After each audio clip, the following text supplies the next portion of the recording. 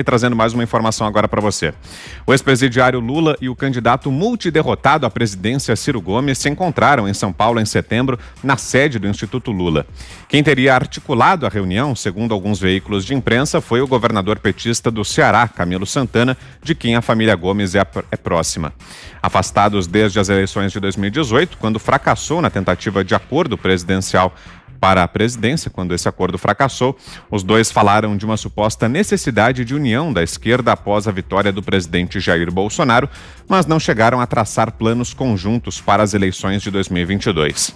Camilo Santana defende um pacto de não agressão no Ceará, onde PDT e PT são adversários na disputa pela prefeitura de Fortaleza. Antes do encontro, Ciro costumava relatar que se dispunha a conversar com o ex-presidiário a pedido de Camilo. Já no entorno de Lula, fala-se que ele não tem mais mágoas do pedetista. E aí, Fiuza, sua avaliação aí sobre esse encontro entre Ciro Gomes e Lula e essa bandeira branca?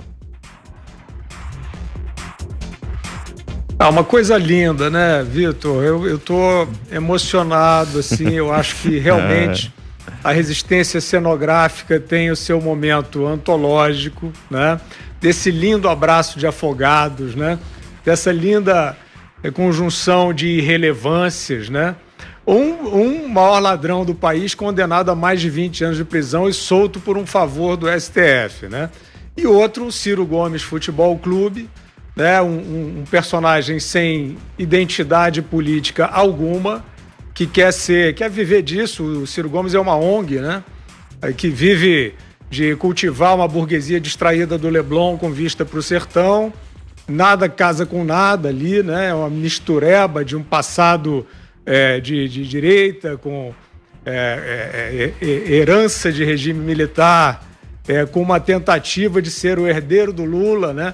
Ele não quer ser o herdeiro do Lula, porque o Ciro Gomes não gosta de ninguém, né? O Ciro Gomes é um ser intrinsecamente refratário, né? Grosseiro, de mal com a vida.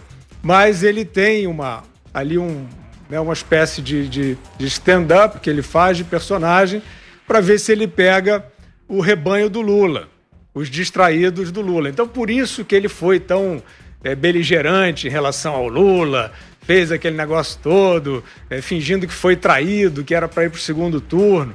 Mas ele está sempre nessa. Ele disse que ia sequestrar o Lula para evitar que o Lula fosse preso, ele disse que ia receber o Sérgio Moro à bala para impedir a prisão do Lula.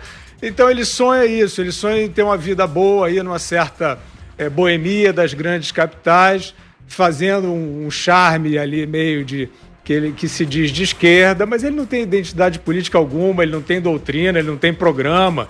Ele vai ficar falando essas coisas, vou tirar do SPC, né? Tem sempre uma mistificação pronta na ponta da língua. Então, de fato, realmente o Lula com o Ciro Gomes é uma foto amarelada na parede da velha política brasileira. E você, Ana, também comovida por aí ou não? Tão comovida que eu até peguei lenço de papel aqui para enxugar as lágrimas. Muita comoção. Agora, o que eu quero ver é o próximo capítulo, porque Ciro Gomes recentemente tuitou, né, sobre a obrigatoriedade da vacina que ainda não existe aí da Covid-19. Provavelmente Lula vai embarcar nessa aí também. Então, agora, o próximo capítulo, eu quero ver Lula e Ciro Gomes dando as mãos a Dória e a Aécio Neves. Você, Zé? É um pragmatismo político, né? Recentemente, o ex-presidente Lula esteve no Ceará e o Camilo Santana se recusou a tirar fotografia com ele ali, fazer mesuras exatamente para evitar ali essa disputa entre os Gomes, Lula, e ficou numa saia justa. E não tirou a fotografia pública com o ex-presidente Lula. Então, agora, esta união dos dois é porque há uma avaliação muito pesada, muito definida de que a oposição só terá uma chance mínima em 2022 se tiver unida. E unida ali em torno de pessoas, não de princípios, mas de pessoas. E essa união passa, evidentemente, pelo ex-presidente Lula, o ex-presidiário Lula. Se ele pudesse ser candidato, mesmo ele na cabeça de chapa, não ganharia, mas a avaliação é de que ele, como vice, ou ele participando da chapa, poderia sim alavancar a oposição a um prestígio maior do que esta humilhação que está sofrendo, né? De que todo mundo entende que a oposição ao presidente Jair Bolsonaro virou uma coisa sem bandeiras, apenas é oposição por oposição. Eu até entendo o PT por não apoiar o Ciro Gomes, porque o PT viu ali, estaria no segundo turno, e as pesquisas indicavam, então se eu vou para o segundo turno, por que eu vou apoiar alguém? O acordo se dá no segundo turno. Por outro lado, é o seguinte, como é uma conta meio louca, como alguém, como Ciro Gomes, que acha que se fosse para o segundo turno, ganharia a eleição, mas ele não foi para o segundo turno, ou seja, ele não passou no primeiro turno. Ou seja, é alguém dizer que faria uma faculdade muito boa, mas se recusa ou não conseguiu fazer o ensino fundamental, entrar direto na faculdade. Então, eu acho que o PT tem razão ao não apoiar Ciro Gomes no primeiro turno. Alguém tem que passar para o segundo turno. A partir daí, eu te apoio e não conduzir alguém. Mas, diante da realidade atual, que a oposição está sofrendo, né, no Congresso, na vida política, e a qualquer momento pode aparecer uma nova via para disputar com o presidente Jair Bolsonaro e ir para o segundo turno e deixar o PT sem o segundo turno, que o objetivo é esse. O PT sabe que não ganha. O objetivo total é fazer uma bancada para o Congresso Nacional.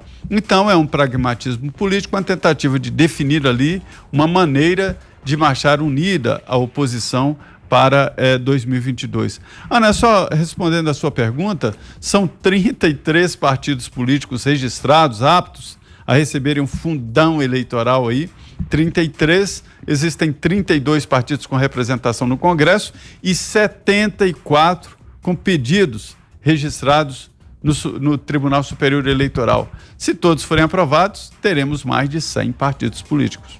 Augusto. Olha, parodiando a frase famosa do Ivan Lessa, né, sobre o Brasil que esquece a cada 15 anos o que houve nos 15 anteriores, eu diria o seguinte: o Ciro Gomes, a cada entendimento com o Lula, ele esquece o que houve na tentativa de entendimento anterior, onde ele foi tapeado, essa é a palavra.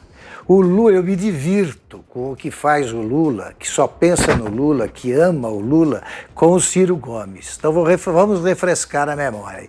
O Ciro Gomes foi ministro do governo Lula e achava que tinha chance de ser o herdeiro, né? Candidato, depois do segundo mandato, seria candidato à sucessão do Lula. Foi a Dilma. O Lula, para de novo tapear o Ciro, ele disse que o Ciro seria candidato a governador de São Paulo em 2010. O Ciro veio, aí como ele nasceu aqui em São Paulo, já começou a pensar numa campanha, pensar em transferir o domicílio eleitoral e tal. O candidato acabou sendo Aloysio Mercadante. Tem aqui, né? Eu estava vendo a notícia, o Ciro se preparando para ser candidato a governador, levou outra. Na eleição de 2018, o Ciro fez um acordo, um acerto para que a Dilma fosse candidata a senadora pelo Ceará. Esperou a Dilma no aeroporto enquanto a Dilma fazia o acerto em Minas. Depois de tanta tapeação, ele está pronto para outra. Quer dizer, é um caso grave de nascidos um para o outro, só que um só tapeia e o outro faz o papel de bobo.